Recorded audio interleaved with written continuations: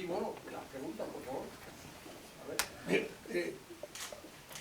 Señora, desde su punto de vista no personal, sino basado en las vivencias que usted ha tenido, apartando la pasión, apartando el sentimiento, ¿cree usted que los gobiernos deben ser grandes para resolver los problemas de la sociedad o deben ser pequeños y que el individuo debe jugar un rol superior y más importante? Bueno, yo no quise extenderme, pero porque al final yo iba a llegar a un tema que si nosotros no hacemos una Asamblea Nacional Constituyente que tiene como propósito ese, acercar, hoy día el 80% de los recursos del Estado lo maneja el que es presidente de la República. Esto es un poder que alucina. Yo he estado cerca del poder y me doy cuenta cómo se comporta un presidente cuando sabe que tiene el 80%. Nosotros pensamos en una constitución donde el 80% sea el resto del país. Porque uno de los problemas en Venezuela es que Venezuela se maneja desde lo que se llama el distrito Sucre. Desde Caracas, del este de Caracas, se gobierna para toda Venezuela. Como si el resto de los venezolanos no importaran para nada. Si nosotros no acercamos, si nosotros esos dineros se lo diéramos a alcaldes, etc., en todo el resto del país tendríamos mucho más, un gobierno menos grande, pero más eficiente. Usted es partidario que el gobierno debe ser pequeño, sí, y el individuo debe jugar un rol superior. Bueno, yo creo un Estado fuerte, como diríamos en Francia, fuerte, pero fuerte ¿para qué? Para regular, para controlar, para dar ciertos servicios, pero no para regalarle cosas por el estilo. Lo que nosotros hemos convertido a Venezuela en una junta de beneficencia pública. Eso es lo que es Venezuela hoy en día. Pero no hay un presidente. Hay una anécdota. Cuando secuestraron a Nijaus, ¿usted se recuerda de Nijaus? Claro. Bueno, yo era miembro del gabinete. Entonces, Carlos Andrés dice que no pagaremos un centavo por recompensa, porque no regresen, etcétera, etcétera. Entonces dice, si la ONU se le ocurre entrar en contacto con la gente, los confisco. Yo me quedé así de contacto. Eso no lo veía un presidente en Colombia, en Brasil, porque eso tendría que, primero lo tienen los grandes, después tendría que ir una pila de permiso. El que tiene el dinero en el bolsillo, como tiene un presidente, comete cosas que no haría en un estado mucho más reducido, por ejemplo, como el caso de Colombia. César. Sí, ahí es algo que me venía a la cabeza mientras estaba escuchando la última parte de su exposición. En Estados Unidos hay una ciudad que se llama Cincinnati, que deriva su nombre de un romano que fue dictador, porque dentro de la República Romana había una magistratura que era la dictadura para situaciones excepcionales. Es decir, en un momento determinado la República entraba en una crisis en que la única salida es que alguien asumiera por un tiempo concreto poderes excepcionales que le permitieran volver a colocar la República sobre sus pies, y Cincinnato, después de poner la República Romana sobre sus pies, volvió a empujar el arado en sus campos en Roma, según cuenta la historia. ¿Es eso lo que estaba usted proponiendo? Es decir, que en un momento determinado, en una situación en la que parece que no hay salida institucional para el caos en que está sumido Venezuela, se tomen medidas excepcionales por un tiempo que puedan volver a poner la República sobre sus pies? Voy a contestarlo de pie, porque creo que atrás no... Sí, al expresidente de Nigeria yo le llamaba Cincinnato, porque este era un general, también agricultor como Cincinnato. Más o menos eso. Yo creo que si nosotros nosotros seguimos pensando que esto lo vamos a arreglar, de acuerdo con las normas que hemos venido operando todos estos años, para mí no tenemos solución trascendente e importante. Yo creo que hay que ir a un esquema muy parecido a esto. Por eso yo hablaba de la transición. Porque ahora, ¿quién puede dar una transición? Una asamblea constituyente. Si se crea un grupo. Y además yo decía, no puede ser una persona, porque Venezuela siempre busca, ¿quién es el líder? No. Como decía Bertolt Brecht, qué triste el país. No es triste el país que no tiene héroes, triste es el que los necesita. Y yo decía, una persona no lo puede. Y yo veía a estos muchachos que realmente todas estas cosas no se aprenden en Río Chico ni en uno de esos lugares. Y yo decía, esto no puede ser una sola persona. Esto tiene que ser un consejo de gobierno, yo decía, por lo menos 9 personas que representen el país con distintas, para que realmente podamos intentar reconducir el país. No, nosotros pensamos que fulano tal lo hace. Hay yo creo que por ahí, César, para menos para mí, pero eso solamente es posible en una constituyente que dice, se crea un gobierno, 2 o 3 años. Yo había propuesto que incluso la Asamblea actual siguieran funcionando para los aspectos legislativos y la otra gobernara, se creaba nuevos magistrados. Ahora, ¿de dónde vamos a sacar nosotros los magistrados? Esa es la otra pregunta.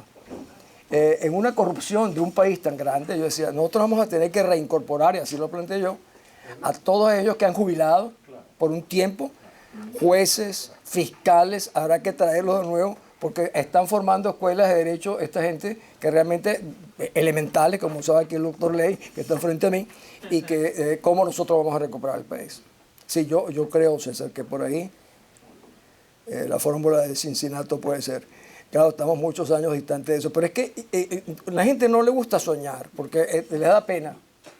Sin embargo, un tipo que se dijo que soñaba, y es el hombre más popular de los Estados Unidos, que fue I Have a Dream. Porque este tipo se atrevió a decir y a soñar lo que él veía y quería para su país. Mira lo que logró. Pero nosotros los venezolanos, se le parece un poco de ser, lo encuentran, como antes decía en Venezuela, débil, vas a ver.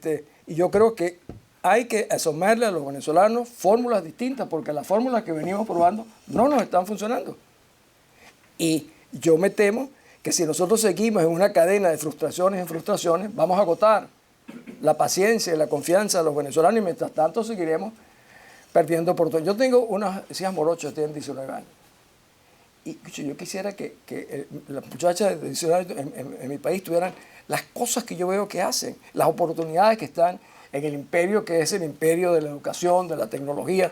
Y este es un país secuestrado por el retardatario. Nos tienen en una cueva pequeña de los venezolanos y no acaban de pensar. Y algunos creen que acabar con la cola de un pollo más o un pollo menos va a solucionar el problema de Venezuela. Y no es verdad. Eso será para mí la parte más sencilla en el fondo de resolver. El problema va a ser cómo reunificar a una sociedad tan fraccionada, tan enfrentada, porque el odio ahora es de ambas partes. No es de una sola parte como la gente piensa, es de ambas partes. ¿Yo? ¿Sí? ¿No? Diego, bueno, felicitaciones, tenerte aquí es un privilegio y bueno, y para el instituto, por supuesto. Hay 2 elementos que a mí me preocupan, bueno, y a todos seguramente nos preocupan mucho. Primero es el sector militar, porque realmente lo que ha quedado en evidencia durante estos 17 años es que el sector militar venezolano es peor de lo que creíamos. Y sin embargo es un pilar fundamental que va a tener que tomar en cuenta cualquier periodo de transición o cualquier cuerpo gubernamental, sea a través de una asamblea constituyente, sea a través de un presidente, etc. Quien esté ahí va a tener que contar con los militares, son los que tienen las armas. Y esos militares no están. Eso es una preocupación, cómo tú lo visualizas. Y por otra parte está el hecho que en materia de política internacional y de vínculos internacionales, más allá de los endeudamientos que tiene Venezuela con los países y tal, están los fuertes vínculos que tiene, por ejemplo, con Cuba, con los narcotraficantes, con la FARC. Eso es tarea titánica para que tiene que ser un gobierno muy fuerte. Con estos 2 elementos, ¿cómo lidiar? Pero imagínate tú, que tú seas presidente y te sobra 1,5 millones de personas en la administración pública. Te sobran 150,000 en Petróleos de Venezuela. Te sobran 200,000 en los tribunales, en el servicio diplomático venezolano. Tienes 60,000 cubanos en el territorio. ¿Qué dice? Que vayan los cubanos. ¿Tú crees que 60,000 cubanos los puedes tú mandar de regreso? Eso no puede suceder. Por cierto, muchos se quedarán en Venezuela, sobre todo los médicos, los entrenadores, muchos, y ojalá se queden. Pero, por ejemplo, ¿cómo tú manejas las relaciones con China, por ejemplo? Nunca en la vida hemos tenido nosotros un gobierno que nos haya prestado 65 billones de dólares. Tú no le puedes decir a los chinos que hasta se acabó. China es un poder mundial, entonces eso hay que renegociarlo. Esa es una cosa que el país tiene que enterarse. Justamente los puntos que tú estás diciendo. Yo siempre he dicho que los militares son institucionalistas de ellos. Ya no son institucionalistas por Venezuela. Incluso ellos ya no se llaman Fuerza Armada Nacional, se llaman Bolivariana Chavista. Es realmente un acto de claudicación. Ahora, hay que hacer un ejercicio de fe y imaginarnos que tiene que haber algunos, pero es que la corrupción Cuando el general corrompe, llama a su coronel, el coronel llama al teniente coronel, el teniente coronel al mayor, el mayor al capitán, el otro el teniente al sargento, porque no pueden robar solos. En estas cosas de contrabando, por ejemplo, en la frontera, el coronel le da, es una cadena, van pegados todos hasta el final. Entonces, el ejercicio de corrupción es una cosa impresionante, como también es la corrupción masificada en Venezuela, con vínculos muy importantes a lo largo del país, en todos los sectores, que lo han utilizado todos aquellos que han asaltado al Estado venezolano. Entonces, ¿cómo? Esa es por eso decía al principio, ¿dónde están esos oficiales? Yo no lo sé. Y el que habla, que dice que conoce los militares, decía el jefe del Comando Sur aquí, Stavridis, decía, los militares obedecen hasta que dejan de obedecer. El problema es dónde están esos. Pero sin ellos, o con algunos de ellos, no podemos manejar al país. Esa es realmente. Entonces habrá que tragar grueso. Los colombianos dicen tragarse sapos, dicen. ¿No es cierto? Los otros dicen lo que menos. Habrá que tragarse sapos como en todo proceso de reconciliación. Yo estuve en el proceso de El Salvador, por ejemplo, de paz. Oye, unos tipos con unos crímenes horribles, los militares, los civiles, tipos mataron a las cuerdas, a las monjas. Entonces, hay decisiones muy difíciles, es en función de la paz, de las víctimas. Son temas complejos que no se aprenden así nomás. Y si tú no consultas, yo siempre decía, yo no sé de todo, pero sé una cosa, sé a quién consultar, que es casi tan importante como eso. Que no saben, no quieren, no les gusta. Ante esta crisis, el otro me preguntaron a mí, ¿qué haría usted si fuera el presidente de la Asamblea? Yo abrazaría a la sociedad civil. Me busco a los rectores, a los empresarios, a los sindicatos y me blindo. Los abrazo y me blindo. Y digo, es que 112 tipos no nos van a sacar a nosotros de esto, por Dios. Ni que fueran, a menos que sientan Superman. Nosotros no podemos dejar el futuro de Venezuela en manos de 112 personas. Yo por lo menos no estoy dispuesto. Nosotros sacamos 8 millones de votos, somos 8 millones de venezolanos por lo menos. Entonces hay que abrazarlos, tienes que incorporarlos. Entonces te enfrentas a un régimen ya no representando, la mayoría de la gente no sabe ni quiénes son nuestros diputados, yo no los conozco, yo conozco a 10 tal vez. Pero ellos piensan que llegaron ahí por ellos. No, la mayoría llegaron ahí porque queríamos votar a los otros. Entonces, mientras más, pero eso es algo que no, es muy popular, el Senado romano y tal por cual, no. Entonces, esos personajes tienen que tener un poco más de humildad y yo diría abrazar la sociedad civil fuertemente, no solo en el este de Caracas, sino en toda la República. Porque para mí lo más penoso, yo vivo en el este de Caracas y veo que todo gira ahí alrededor, un poco la Castellana, las Mercedes, el Country, el Rosal. Ahí se toman las decisiones que afectan a toda Venezuela. Eso no puede ser. Yo he aprendido a conocer más mi país cuando fui al interior. Finquero, me di cuenta, llego al Táchira, encuentro una gente maravillosa. ¿Y por qué yo nunca se me ha ocurrido eso? Enseñaron cosas de Caracas a mí en el Táchira. En Apure me pasó lo mismo, en Zulia, en Yaracuy. Nosotros nos sobra talento por todos lados. El sector menos talentoso venezolano es el político. Esa es la verdad. Nosotros somos más exigentes con todas las otras profesiones que con la del político. Hacemos como un acto de confianza y yo por lo menos creo que dejar que 112 personas jueguen con el destino del país me parece altamente peligroso. Para nosotros, no para ellos. El tema de la comunidad internacional, que lo escuchamos todos los días, trillado, todo el mundo lo comenta, todo el mundo lo exige, todo el mundo lo pide. Si puedes, por favor, elaborar un poco en cuanto a qué específicamente puede hacer la comunidad internacional y si van a ir más allá de donde están yendo los líderes políticos. Es decir, los líderes políticos reunidos en la Mesa de la Unidad están pidiendo revocatorio. Va a ir más allá la comunidad internacional de lo que esos líderes políticos están pidiendo. Pongo el ejemplo de Roberta Jacobson bajo juramento en el Senado cuando le preguntaron quién le había dicho que no sancionaran a los chavistas. Ella dijo miembros de la MUD. Y en una reunión reciente con una de estas comisiones que mandó la Asamblea Nacional, que estuvo viajando por América Latina, lo que pedían era que los ayudaran con el revocatorio.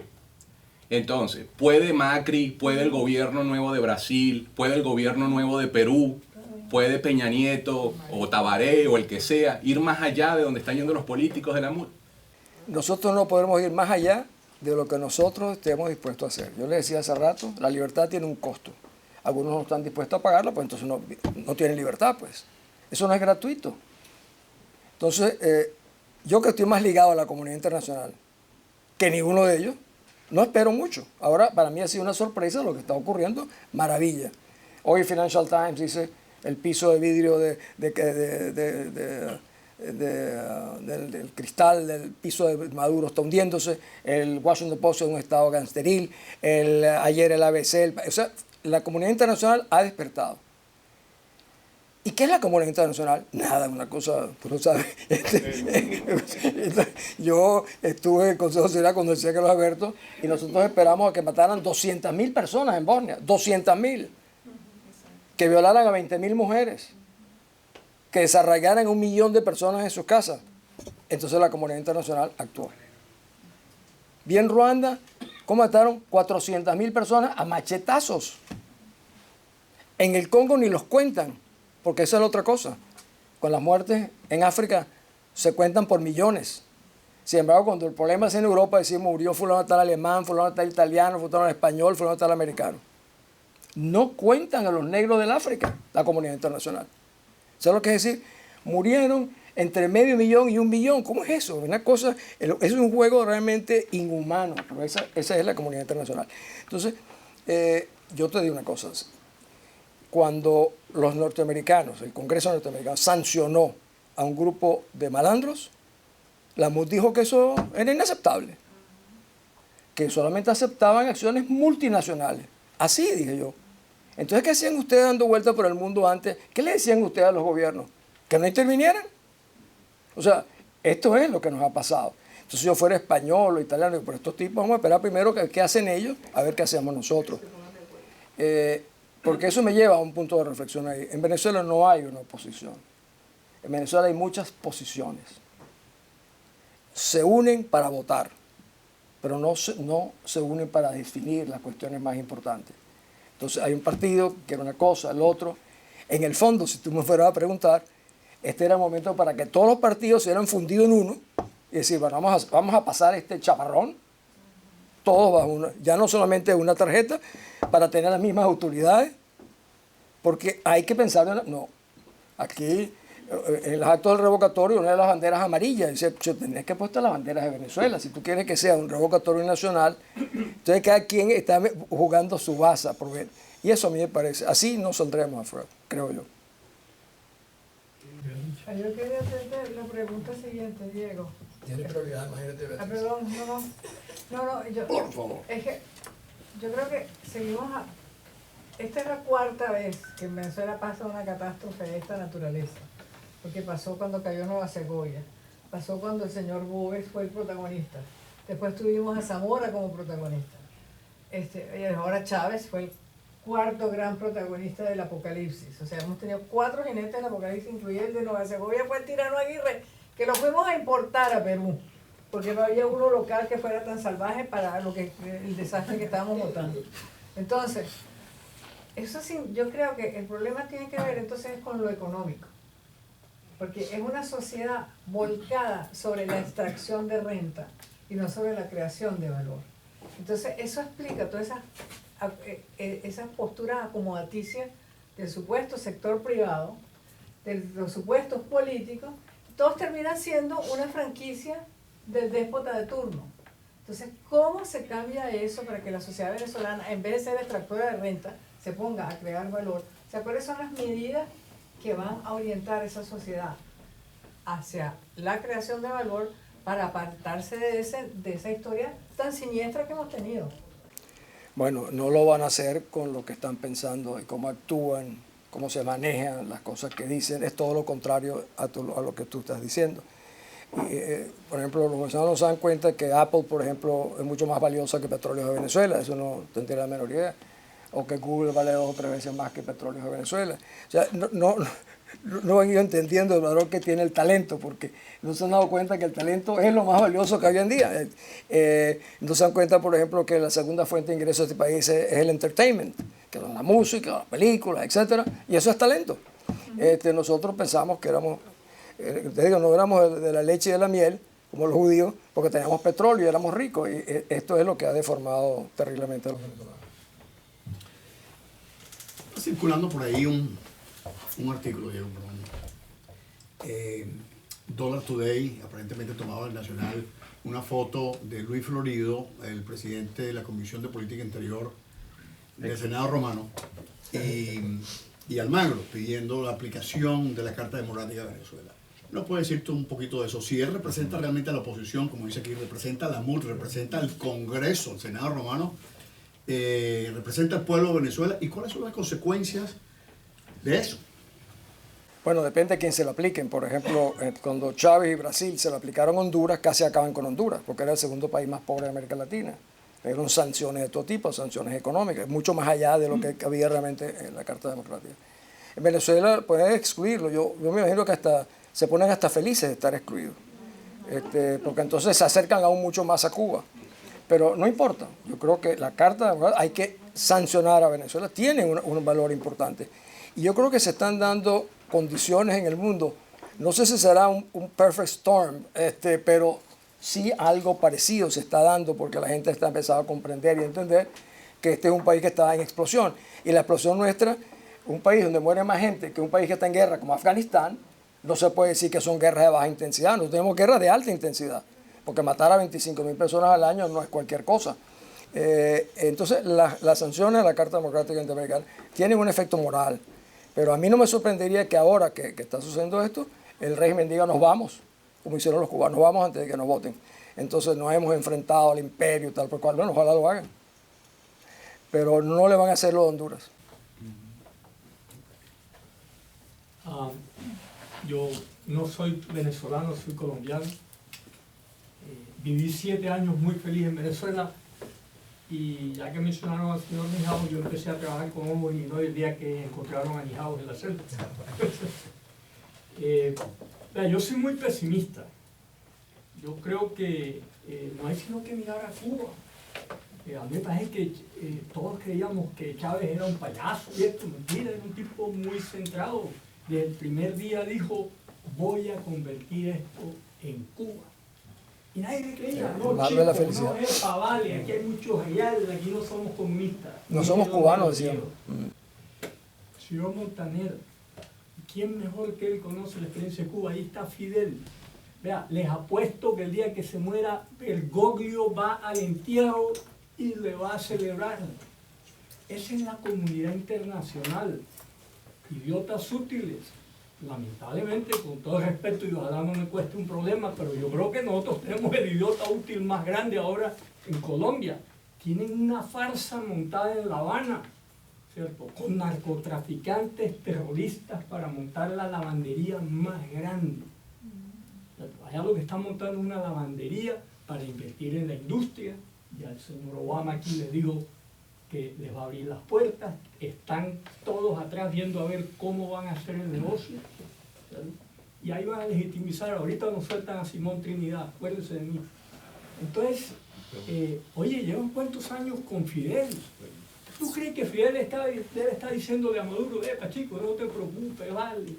Tú tienes además petróleo, cuando suba 50 o 60 dólares, le cambia la condición económica y allá irán todos los presidenticos a sus nuevos amigos, igual que han hecho con Cuba. ¿Dónde están los crímenes que ustedes tanto tienen documentados sobre Fidel? Comunidad internacional, eso no existe. Nosotros los narcoterroristas de la FARC los vamos a tener de ministros dentro de poco. Nos lo han dicho, vamos a hacer el socialismo bolivariano en Colombia, vamos por el poder. Y los idiotas útiles no los están oyendo. Entonces, yo no sé si los medios tradicionales, que una asamblea, que vamos a... miren a Cuba, ¿cuántos años llevan? Pero hay una diferencia, yo siempre he dicho que en Colombia, por ejemplo, se levantaban 100.000 mujeres en la mañana a recoger café, y yo se lo digo que es eso, porque tienen una finca de café, y sacaban 2 o 3 mil millones de dólares. En Venezuela, 30 o 40 mil tipos se despertaban y decían ¡pum! Y se dan 50.000 millones de dólares. Así no se hace una sociedad. La sociedad se hace a base de trabajo. Pero Colombia, con todo eso, es capaz de resistir y ha resistido. Nosotros no, somos una sociedad muy débil, justamente porque no somos el resultado del esfuerzo colectivo de trabajo de la población. Somos realmente gracias al Todopoderoso, que nos ha sido excepcionalmente generoso con nosotros. Pero eso hace sociedades débiles. Perdón, señora Arriaga. Yo quería preguntarle algo. Frente a esta situación en donde la realidad política de los políticos y de lo que ellos manejan y sus intereses no va de acuerdo a la realidad de lo que está el venezolano a pie necesitando, lo que conversaba usted al principio de su intervención, ¿cómo se le puede decir a estos 8 millones de venezolanos entonces, si no es a través de la Asamblea, porque evidentemente la Asamblea está en su juego político, los partidos están cada uno por sus intereses políticos, ¿cómo se puede capitalizar el descontento entonces de estas 8 millones de personas si no es a través de la estructura partidista?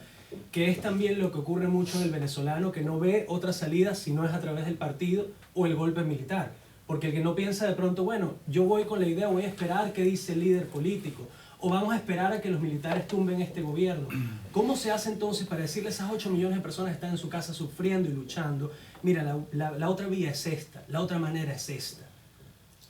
Es muy difícil. Yo te decía también que en medio de una tragedia como la que nosotros vivimos, si yo he dicho cosas aquí que si las digo, como decía, frente a la morgue, al hospital, en un barrio de este tipo, ¿vive en la luna o qué? Y es muy duro.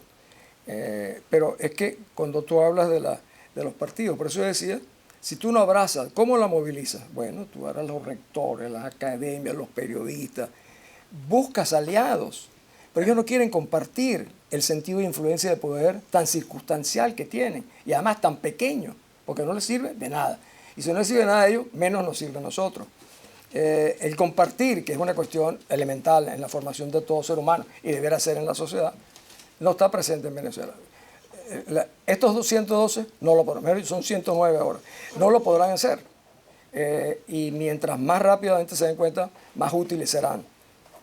Yo veo eso. La otra cosa es que tienen entonces que competir, porque si tú pones el grupo económico y les traes a un Pedro Palma, el otro se siente un tipo muy importante, o sea, les comienzan a traer figuras del país realmente de peso e importancia, en vez de decir, oye, qué alegría, tenemos estos tipos maravillosos, tienen temor. Yo siempre he pensado que hay que rodearse de gente mucho más inteligente que uno, no al revés. Sí, gracias, por supuesto. Bueno, primero estoy totalmente de acuerdo con tu exposición, que anhelo profundamente, por cosas como la que tú acabas de decir. A la mayoría de la gente de la sociedad civil en Venezuela nos dijeron que éramos, que manejábamos, estábamos en contra de los partidos y éramos los apolíticos. Yo sí estoy totalmente de acuerdo que la única forma de salir de esta situación es con la sociedad civil, y lo hicimos una vez. En el 2002, la sociedad civil venezolana sacó a Chávez Frías del poder. Es la única vez que lo sacó. Y respecto a si es golpe de Estado o no golpe de Estado, no, tú no puedes dar golpe de Estado contra malandros, contra narcotraficantes. Tú rescatas el Estado de Derecho. Tú utilizas la Constitución que lo establece y tienes derecho a sacar del poder a quienes han actuado en forma como delincuentes. Yo creo totalmente que además, otra cosa, esos 8 millones de personas que se movilizaron para votar, se movilizan para votar y se han movilizado para lo que le digan, porque quieren salir de la crisis. Yo tuve la fortuna de trabajar hasta el 2011 en barrios y en urbanizaciones. La gente iba a lo que le pedían los políticos, no porque creían en los políticos, sino porque los organizaba una vía. Pero yo creo que nosotros podemos volver a la situación del 2002 si se trabaja con la sociedad civil, con los gremios, con los empresarios. Y te voy a decir otra cosa, entre los militares como entre los políticos, es la única frase de Chávez Frías que me puedo copiar. Existen cúpulas podridas, ¿ok? Civiles y militares. La base civil y la base militar es otra cosa. Y tengo muchos amigos oficiales. Y son otra cosa. Y están muy mal y tienen los mismos problemas que tiene la sociedad civil venezolana. Ellos no todos son narcotraficantes, no todos tienen dinero. Sus hijos van a las mismas escuelas de nuestros hijos, ¿ves? O en mi caso de mis nietos. ¿Ves? Entonces hay que tratarlos de otra forma. Yo sí creo que hay que aproximarse a toda la sociedad venezolana. Y me alegra tu exposición porque de verdad, oye, de verdad, mi respeto profundo porque yo sí creo, como tú que tú conoces desde la distancia, has visto bien el país. Y yo sí creo que no es ser apolítico, estar en contra de los partidos políticos, sino que los partidos políticos del mundo es hora de que empiecen a cambiar y se acerquen más a la base social y entiendan que los brujos, los jefes de las tribus, ya no existen. Y ellos no pueden seguir siendo jefes. ¿Tú sabes que todos los partidos políticos de oposición sumados son iguales al partido de gobierno? ¿Al partido de gobierno? Todos sumados. Lo cual te indica que hay 60% del país que no están en ninguno de los grupos. Entonces, a ese es que digo, hay que acudir a eso, porque... Bueno, Pero muy difícil, en cambio, una salida pacífica a lo que está pasando en Venezuela. ¿Qué? ¿Tú ves difícil? Sí. Muy difícil. Sí. Lo que dijo la señora es muy bello, pero en la práctica la única manera para Venezuela salirse del punto en que está es con muchos muertos y tiros, solo tiros. Perdóname, yo no soy venezolano, me adoro No, pero el es que país. nosotros lo sacamos con fuerza, nosotros no lo sacamos con un granito. Tenemos que sacarlo con fuerza, es lo único. Yo voy a decir algo para concluir. 15 años después, la cosa ha cambiado. Yo voy a decir algo para concluir, ¿no? Para no terminar con los tiros. Yo también quiero preguntar algo, no soy ni venezolano ni colombiano, estoy casado con una venezolana. Ahí eres súbdito venezolano. ¿Por qué? ¿Por qué? ¿Por qué Chávez eligió a Maduro? Porque no quería un sucesor. Eso, al revés, cuando no quería un sucesor, quería un reemplazo, no quería nadie que... Es como el doctor Montaner diría que cuando Thomas Jefferson fue a Francia le preguntaron, ¿usted viene a sustituir al doctor Franklin? Dijo, no, sustituirlo no, yo apenas vengo a reemplazarlo. Yo quiero decir una cosa, mil gracias por la paciencia, por haberme dado, siempre digo que yo utilizo las redes sociales como un cable a tierra, pero ustedes han sido mucho mejor. Y siempre digo que el día que realmente los venezolanos nos unamos, yo siempre digo que esto es una unidad, 2, 3, 10 unidades. No, la unión es una cosa muy distinta a la unidad. El día que realmente entendamos y que nos podamos unir, nos vamos a maravillar de las cosas excepcionales que nosotros somos capaces de lograr. Mil gracias, un abrazo a todos.